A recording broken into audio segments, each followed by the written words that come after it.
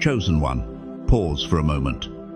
Let the noise around you fade, because what you are about to hear is no coincidence. It's not an accident that you've been led here. There is a message waiting, one heaven has whispered for you alone. Today, something unseen shifted. Behind closed doors, in a quiet moment you never witnessed, your name was spoken not in judgment, not in mockery, but in something more subtle and more revealing. The topic? Your age. Yes, the number that marks your seasons on this earth. But it wasn't just casual conversation, it was intentional. The person who said it, the one they chose to confide in, and the exact words spoken, all of it, had meaning. You may be wondering, why would someone bring that up? Why now? And who else might have been listening? Stay close, and all will be revealed. Because this isn't about gossip. This is about identity, about the silent ways the world tries to define you. It's about the difference between a label and the truth God has written over your life. But hear this, your worth has never been tied to your age, your past, or their words. For the Lord sees not as man sees. Man looks on the outward appearance, but the Lord looks on the heart. 1 Samuel 16:7. The age they mentioned may be a number, but heaven sees something different. Your purpose, your timing, your calling. And that calling does not expire. Every year you've lived has been preparation. Every moment has been written with care. You are not late. You are not too young. You are not too old. You are right on time in the eyes of the Most High. Now, as you step forward into this divine truth, I invite you to respond in faith. Type Amen in the comments if you're ready to break free from the labels others have tried to place on you and step into the identity that God Himself has declared over you. And don't leave just yet, because by the end of this message, we will speak a prayer together, one designed to cover you, lift you, and align you with the path God has already prepared. Now breathe. Let your spirit settle. What's coming next may feel like more than just information. It may feel like revelation. The angel continues, not with urgency, but with calm knowing. Your special person spoke of you again today. But this time, the conversation carried weight. It wasn't chatter. It wasn't small. It was layered, private, and pointed. And the subject was your age. That might surprise you. Perhaps you never imagined they'd focus on something so personal, so seemingly trivial. But there's more here than meets the ear. Humans have long measured age by numbers, by birthdays and calendars. But heaven has never used the same scale. In the eyes of the Most High, age is not the sum of years lived, but the story your spirit tells. Time may mark the body, but eternity traces the soul. As it is written, even to your old age and grey hairs I am He who will sustain you. Isaiah 46:4. Not because of how long you've been here, but because of who you are becoming. Some souls do not age the way others expect. They mature inwardly, not through effort or urgency, but through surrender. There is a stillness in them, one that cannot be taught, only revealed through fire, waiting, and divine timing. And when others speak of these souls, it often sounds like confusion masked as curiosity. How old is she, really? He doesn't seem that age. What they're noticing is not your years. What they're sensing is your alignment, your unusual coherence. It's unsettling, sometimes. Your quiet presence speaks loudly in rooms where noise is normal. You're remembered even when you didn't try to leave a mark. That's because you carry something rare, a spirit unfractured by the chaos around you. In a world fraying at the edges, consistency becomes magnetic. You don't demand attention, but still, it finds you. And this, chosen one, is not a compliment. It's not something to collect. It's a spiritual signal, one that says, this life is speaking beyond words. For some, your presence becomes a mirror a reflection of what they long to reclaim: innocence, peace, wonder. For others, it may stir discomfort, not because of anything you've done, but because your life stands in quiet defiance of what they've come to expect from time: weariness, cynicism, decay. When you do not reflect the corrosion they carry, it confuses their narrative. But again, their reaction speaks more of their wounds than your worth. Consider the story of Moses, whose face radiated light after speaking with the Lord. He did not realize what others saw. He wasn't trying to shine, he was simply obedient, simply aligned. When Moses came down from Mount Sinai, he was not aware that his face was radiant because he had spoken with the Lord. Exodus 34-29. You, too, are not called to explain your radiance, only to remain faithful to the source of it. So, if your age has become a topic behind closed doors, it's because your spirit has made itself visible in ways people can't quite name. You've touched something eternal. And when the eternal breaks into the ordinary, the conversation can never stay shallow. This is the nature of true light.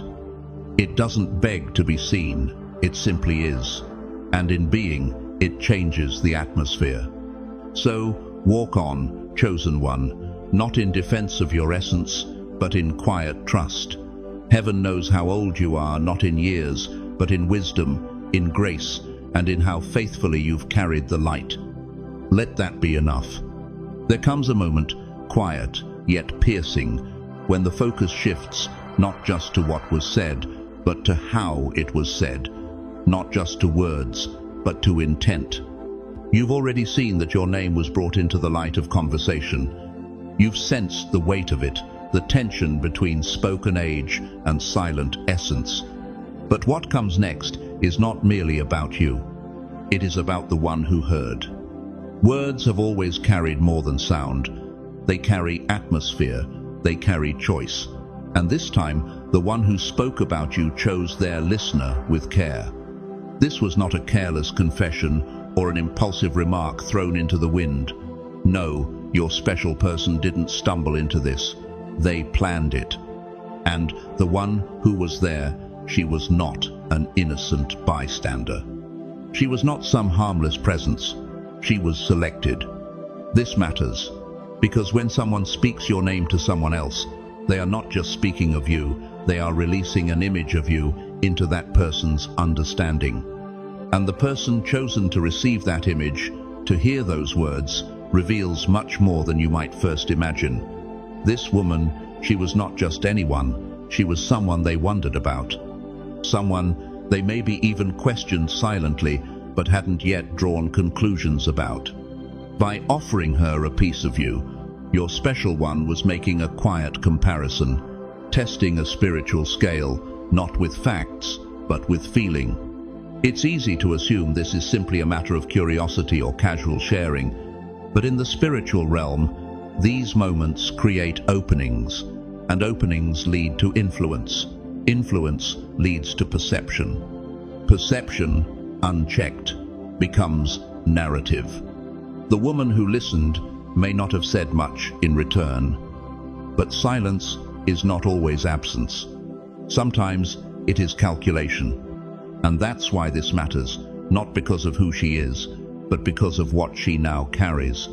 She carries a version of you that was handed to her piece by piece through someone who once claimed to know you best. Whether spoken in admiration, in uncertainty, or in confusion, your age was placed into her hearing, not as a detail, but as a symbol. Something in you stirred something in them, and now that stirring has been passed on. Consider how often in Scripture people are tested not through grand events, but through small, deliberate actions. Joseph's brothers didn't destroy him with a single violent act. They talked first. They reasoned. They spoke of him when he wasn't there. And in those private words, in that shared silence among themselves, the plan was formed. "Here comes that dreamer," they said to one another. "Come now, let us kill him." Genesis 37:19-20. The plan was born in conversation long before it was carried out. The betrayal began with speech. Words, chosen one, are never neutral. They either build or bruise, either plant seeds or pull up roots. And when someone speaks your name in a moment of spiritual uncertainty, it reveals more than their thoughts. It reveals their struggle. It is often easier for the human heart to speak of someone than to sit with what that person's presence awakens in them. You may have never asked to be compared. You may never have invited the conversation, but you were brought into it. Your age became the symbol, but your essence was the real subject. This is not meant to sow suspicion. It is meant to bring clarity, because clarity protects peace. The woman who heard these words now holds an image of you that she did not earn, that you did not give, and that she may not rightly understand. And yet, she holds it. That alone is enough to change atmospheres, to shift dynamics, to stir emotion. But you, chosen one, are not held hostage by the stories others tell. You are not defined by who others invite into your sacred narrative. As Paul reminds the believers in Corinth, we are hard-pressed on every side, but not crushed, perplexed, but not in despair, struck down, but not destroyed. 2 Corinthians 4:8-9. The world may speak about you in shadows, but heaven still sees you in light. Let this truth steady your heart. When someone shares something sacred about you without your presence, it is not always a betrayal. Sometimes it is exposure not of you, but of them. The heart speaks what it is full of, and in revealing you, they may have unintentionally revealed themselves. This woman now knows something about you, but what she does with it is not your burden, it is hers. What your special one intended, what they hoped to gain or confirm by involving her, that will unfold in its own time. But you, dear one, must not bend under the weight of their curiosity. Your identity does not shift because someone else mishandled it. Your age is not a weakness. Your spirit is not a rumor. What is real in you cannot be erased by what is misread in others. Walk on in quiet strength. Let their choices speak for themselves. You are not the one being tested here. You are the one being revealed, not through argument, not through reaction, but through the quiet power of simply continuing to be exactly who you are. And in the eyes of the Most High, that is enough. Some bonds are not loud. They do not announce themselves or demand validation from the outside world. They do not require public ceremonies or constant declarations to exist. Their strength lies not in display, but in depth. There are connections that move like rivers beneath the surface, quiet, steady, undeniable. They do not need to be seen in order to be real. Their reality is felt in the atmosphere, in the shift of a moment, in the silence that surrounds a name. These connections often speak most clearly when no one is speaking at all. That is why your special person didn't need to explain you. They didn't need to defend your place in their life or draw lines in the sand. They only needed to say your name. And when they did, the energy shifted. Something changed in the room. The atmosphere tightened or softened or paused just enough for someone to notice. That is the power of a real bond. It changes things invisibly. It doesn't force attention, but it cannot be ignored. Some people feel this shift and grow still, reflective. Others feel it and become unsettled, even if they don't understand why. It's not always what is said that creates the reaction, it's what is felt. There are times when love is not tested through argument or absence, but through observation. A third party, watching closely, listening intently, sees something they were not meant to see. They see a quiet loyalty, a thread of understanding, a truth that was never spoken out loud, but was present nonetheless. This kind of seeing doesn't require insecurity. It comes from spiritual attunement, from the subtle perception of a bond that doesn't beg to be seen, but is nonetheless visible to anyone paying close enough attention. Your special person may have sensed something was off, not because of a word said, but because of a word withheld, a glance that lasted too long, a pause that came too late. And rather than confront it, they watched.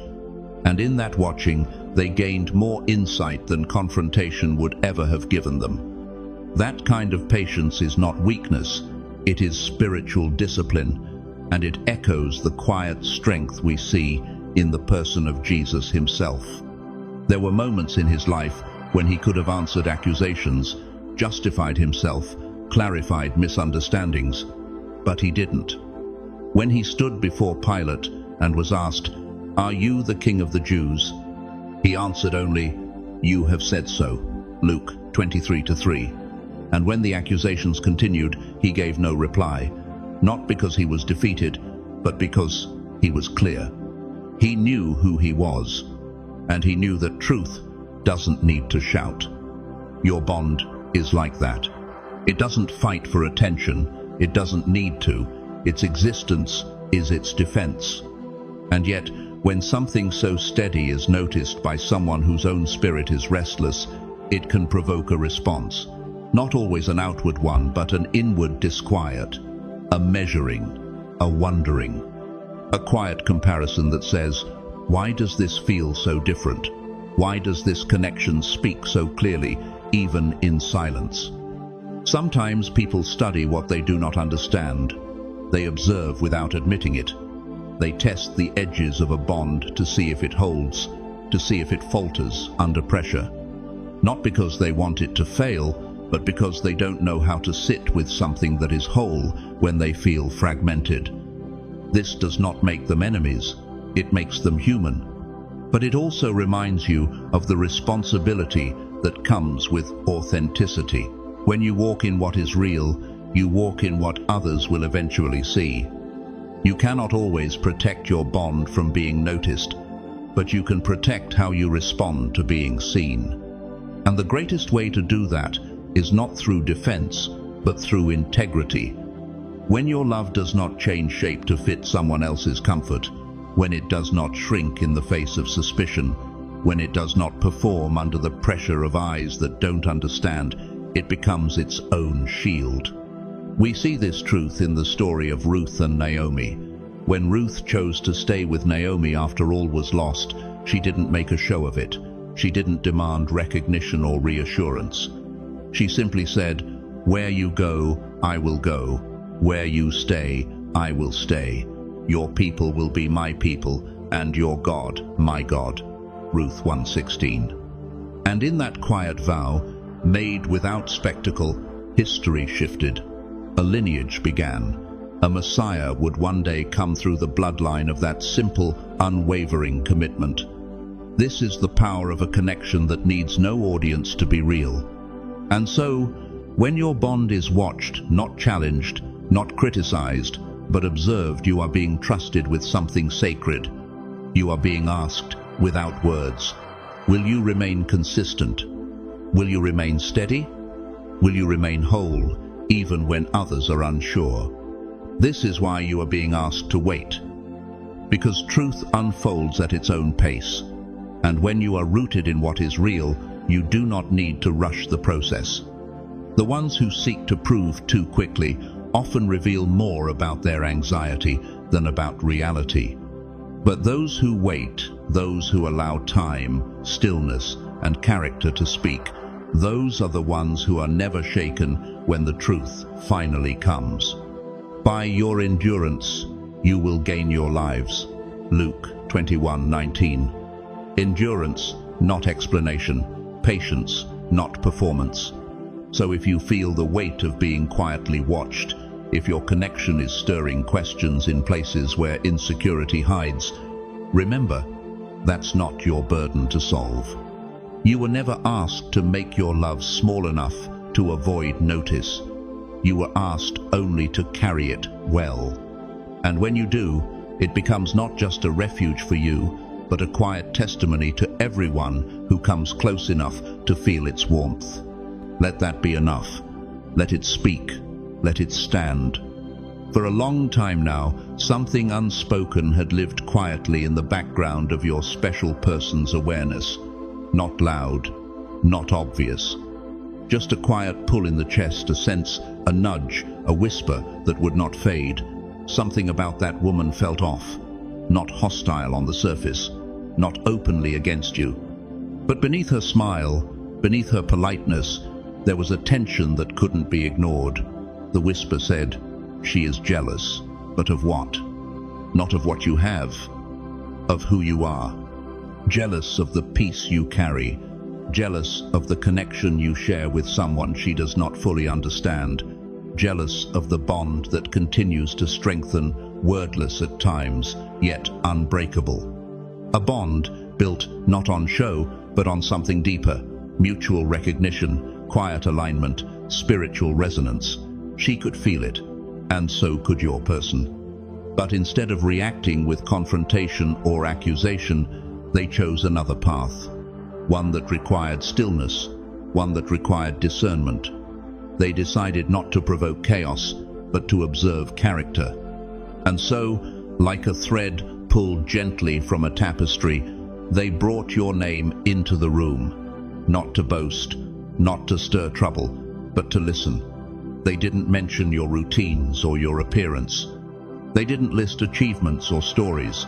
They chose something specific, something subtle, yet loaded with spiritual meaning. They spoke of your age, and with reverence they said, "You look like an angel, untouched by time." Those words were not light. They were not empty. They were chosen with care. Because true beauty, the kind that confuses and disarms, is not found in youth or perfection. It is found in the kind of light that time cannot erode, the kind of light that still shines through quiet eyes and steady presence. It is written, "Those who look to him are radiant, their faces are never covered with shame." Psalm 34:5. And that radiance, yours, has always been difficult for others to place.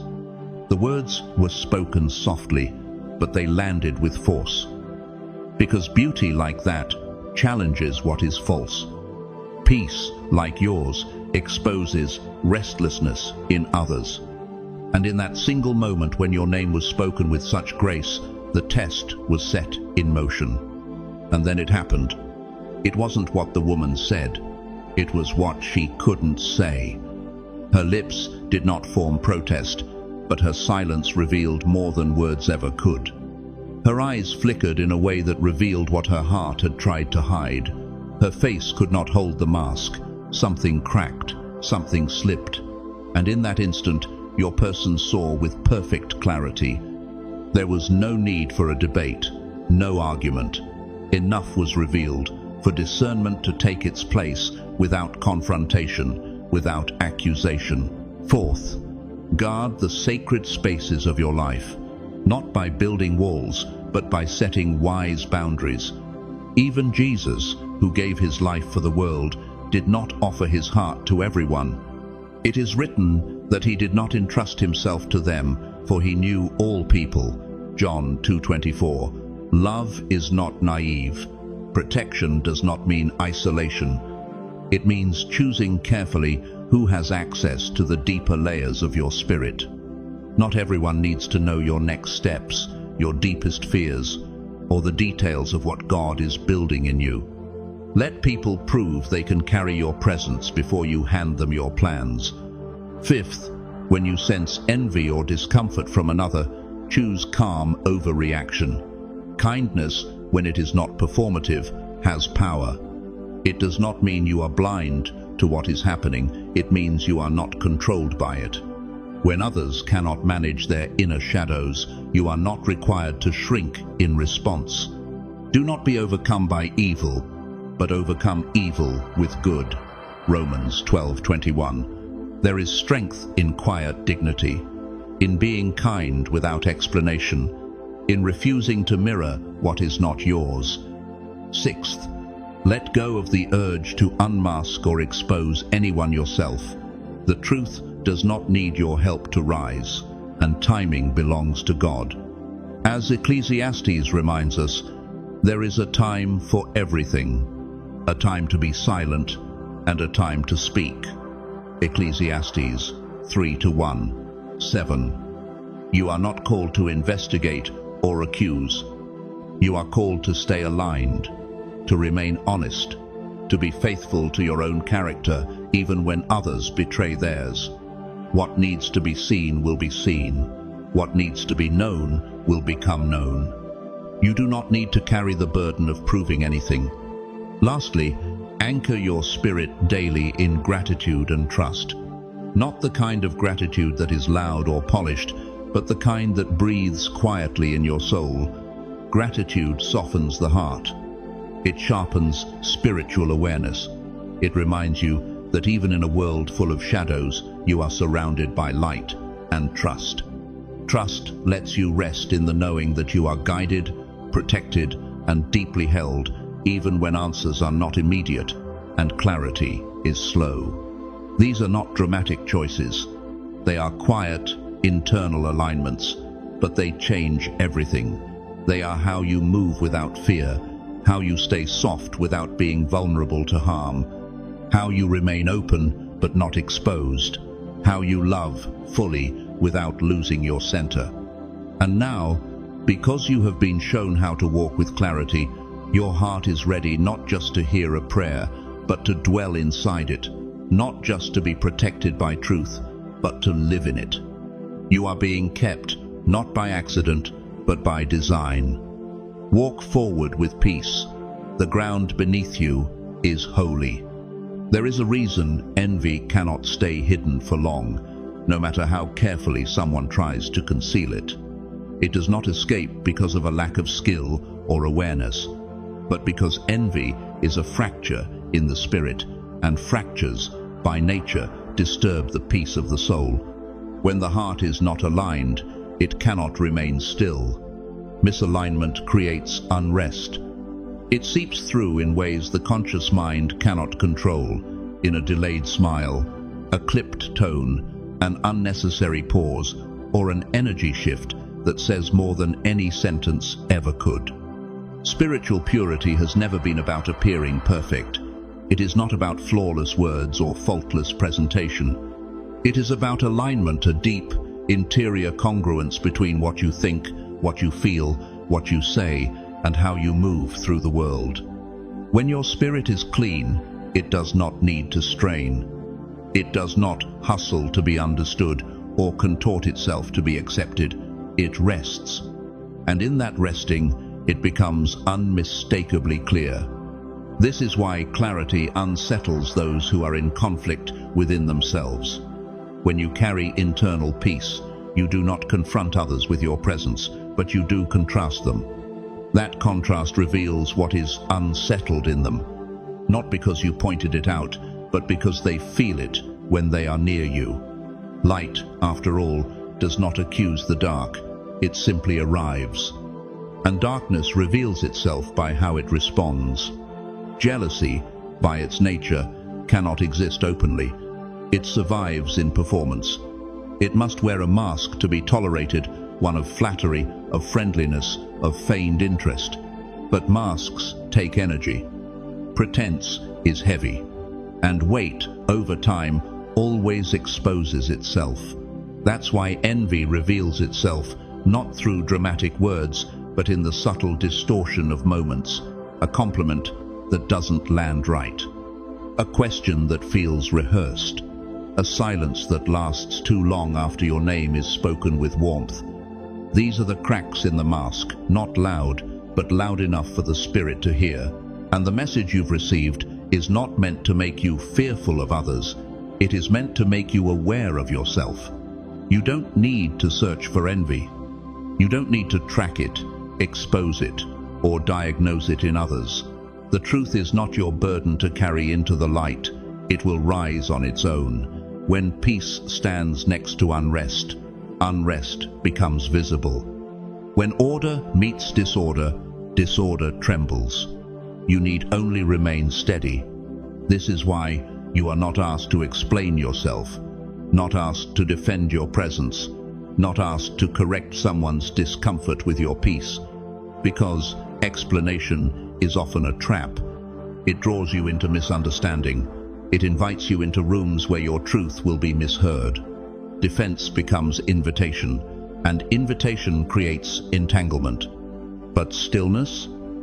Stillness reveals. Stillness has its own power. In quietness and trust is your strength.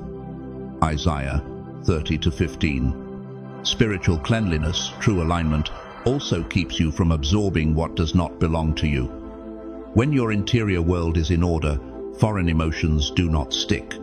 The bitterness in someone else's voice does not penetrate your joy. The tension in their silence does not disturb your stillness.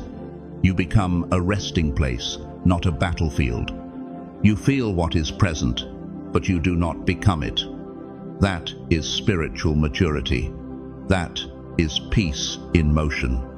Many believe that protection means building walls, drawing lines, or walking away. And yes, boundaries have their place. But the deepest protection is not distance, it is discernment. When your heart is clean, manipulation has nowhere to land. When your motives are honest, confusion cannot take hold. When your soul is whole, deception stands out, not because you investigated it, but because it simply doesn't match your frequency. The truth becomes obvious, not forced, but felt. This is also why timing is so crucial in this message. The unveiling of what is hidden does not happen all at once. It happens slowly, gracefully, one layer at a time. Not because God is hesitant to reveal, but because the soul must be ready to receive. Pressure builds, circumstances shift, energy unravels. And eventually, the one who has carried pretense for too long can no longer carry it. The mask slips, not because you demanded it, but because the weight became too heavy. This message has shown you this. Nothing needed to be forced. There were no raised voices, no accusations, no scenes, and yet clarity arrived. Truth emerged without harm. That is the rhythm of divine order. It moves without violence. It reveals without destruction. It brings awareness without leaving you bitter. So your role is not to be hyper-aware, scanning every room for threat. Your role is to remain present and deeply at peace. The prudent see danger and take refuge, but the simple keep going and pay the penalty. Proverbs 27-12. Wisdom watches. It adjusts. It steps back without fear and leans in without doubt. It knows when to speak and when silence says more. A settled heart does not need to guess, it senses. And when you live from that space, clean, rooted, and untangled, prayer takes on a new shape. You do not pray from panic, but from purpose. You do not pray for protection out of fear, but as an offering of trust. You do not ask for truth to appear because you are uncertain, but because you believe it already is. From this place, prayer becomes less about asking and more about aligning, less about resisting life and more about flowing with the quiet confidence that heaven sees everything and reveals in due time. You are not praying to hold your world together. You are praying because it already is. And now, resting in that truth, you are no longer preparing for battle. You are standing in peace. And peace, true peace, is its own protection. Even now, as all has been revealed and the veils lifted, something deeper is still unfolding, because the purpose of clarity is never just to expose, it is to transform. To reveal the patterns that once confused you, not so you may revisit them, but so you may be released from them entirely. What was once a mystery has now become insight. What was once heaviness in the heart has now become vision, and with vision comes responsibility not to fix what is broken around you, but to remain faithful to what is whole within you. You see, the greatest shifts in your life may not come from confrontation or dramatic change. They will come from your refusal to carry what was never yours to begin with.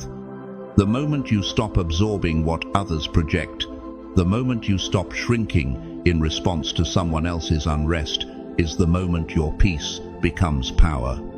And the more power you carry quietly, the more the world around you begins to reveal itself, not because you're provoking it, but because light has entered the room. God has always worked in this way. In the silence between David's anointing and his crowning, in the stillness of the garden before resurrection, in the patience of Esther as she waited for the right moment to speak. In all of these, heaven moved not with haste, but with holiness, and so must you, because clarity is not a moment, it is a movement, a slow unfolding, a step-by-step return to what has always been true beneath the surface noise. There will be days when it would feel easier to explain yourself, to defend your motives, to speak just a little louder, just a little sooner. But remember, even Jesus did not justify himself to those who had already chosen not to see. He healed, he taught, he loved, and then he withdrew, not in retreat, but in wisdom. He knew when his voice would be wasted. He knew when silence would speak louder. And that knowing is what allowed him to move with divine clarity through every shadow that tried to confuse his purpose. So too must you learn this rhythm. Not every reaction requires a response.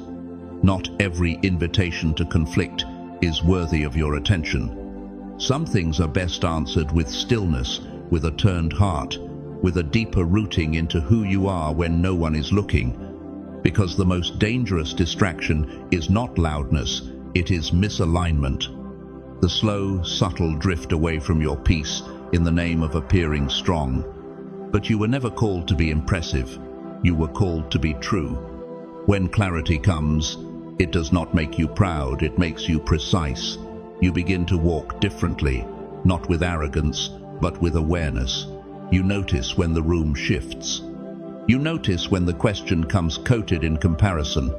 You notice when the warmth feels forced, and yet you do not harden. You do not accuse. You simply adjust. Because clarity does not just sharpen your vision of others, it sharpens your vision of yourself. You begin to recognize what triggers your old need to explain, to please, to prove, and you release it. Because peace is not just a shield. It is a way of being. This is why discernment is such a gift. It doesn't make you suspicious. It makes you still. It allows you to see what is true without judgment. It allows you to hold boundaries without bitterness. It allows you to speak less while saying more. And perhaps most importantly, it allows you to remain soft in a world that has tried again and again to make you hard. There will still be shadows. There will still be misunderstandings. But you are no longer walking through them blindly. You are not reacting, you are responding. You are not guessing, you are listening. You are not guarding your heart in fear, you are guiding it in wisdom. And that, chosen one, is what makes all the difference. So, let this moment be more than reflection. Let it be a reset, not a return to who you were before the revelation, but a rise into who you were always becoming beneath the noise. You are no longer held back by needing to be understood. You are no longer tied to the version of yourself others created in your absence. You are no longer negotiating your light to make others feel comfortable in their shadows. You are here, present, aligned, whole. You are the proof that clarity is not a destination, but a way of walking, a way of living, a way of being that no longer waits for permission to be real.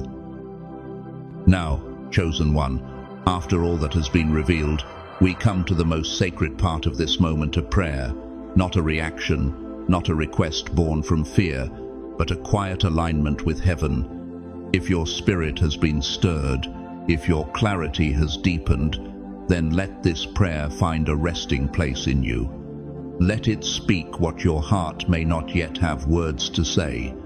Father in heaven, we come before you in stillness, not with noise, not with striving, but with reverence. You are the God who sees in secret, who speaks through silence, who reveals truth, not all at once, but gently, layer by layer, with wisdom and mercy.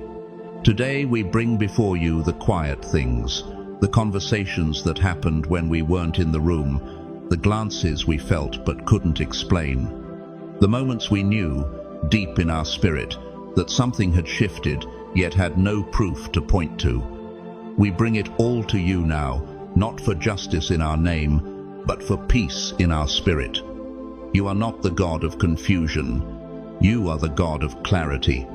Lord, thank you for the gift of discernment, for the unseen ways you've been speaking, even through tension, even through silence, for every time you whispered, "Wait," when we wanted to respond. For every moment, you invited us to observe instead of accuse. You have been training our ears to hear beneath the noise, and our hearts to trust beyond what eyes can see.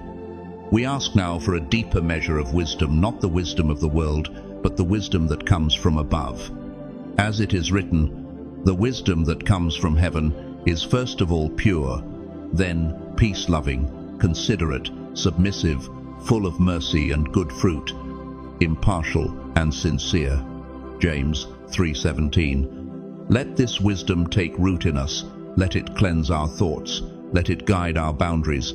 Let it protect our peace.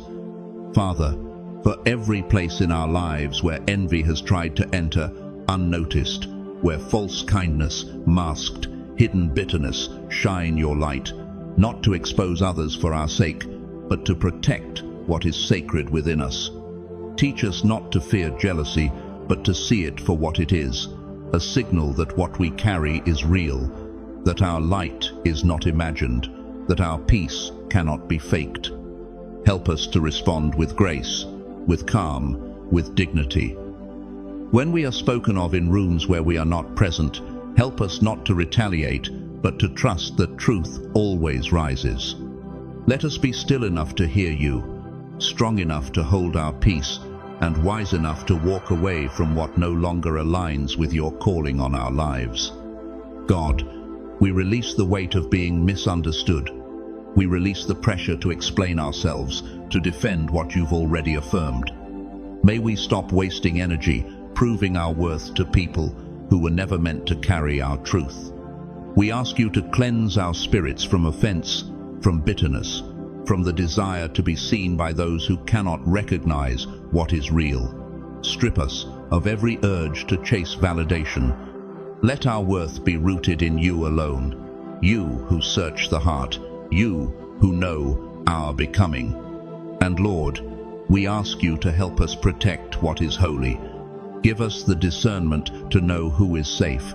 Give us the courage to say less and the confidence to live more.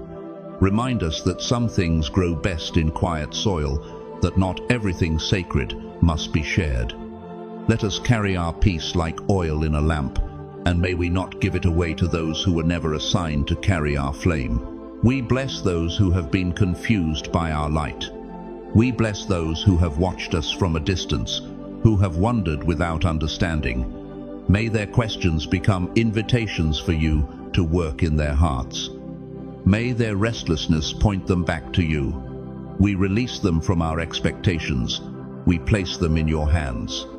Now, Lord, set a new rhythm within us, one of stillness and strength, one of inner order, one where clarity becomes our posture, not our performance. Let your Spirit walk before us into every room, every conversation, every relationship. We no longer walk in blind trust. We walk in clear vision, and from this clarity we build. As it is written, the Lord will fight for you. You need only to be still. Exodus 14:14. So we will be still, not silent out of fear, but steady in trust. We will be quiet, not in retreat, but in wisdom. And in that quiet, we will listen. And in that listening, we will hear you say, "You are mine. Keep walking. I go before you." Father, thank you for the clarity you've already given and the peace you are still unfolding. Thank you that the masks are falling not by our hands, but by your timing. Thank you that what is real will remain. And thank you for reminding us we do not need to fight for what you've already established. We are held, we are whole, and we are ready. In your holy name we pray. Amen. Thank you for sharing this moment of prayer and reflection. If something in today's message has met you in a place words couldn't before, let it be known not for attention, but as alignment. Leave a comment below and write, "I choose clarity." Let that be your quiet affirmation. Let that be your agreement with truth. And if this journey has helped you breathe deeper, walk stronger, or see more clearly, consider subscribing so you don't miss the next time heaven speaks. Until then, stay grounded, stay aligned, and above all, stay at peace.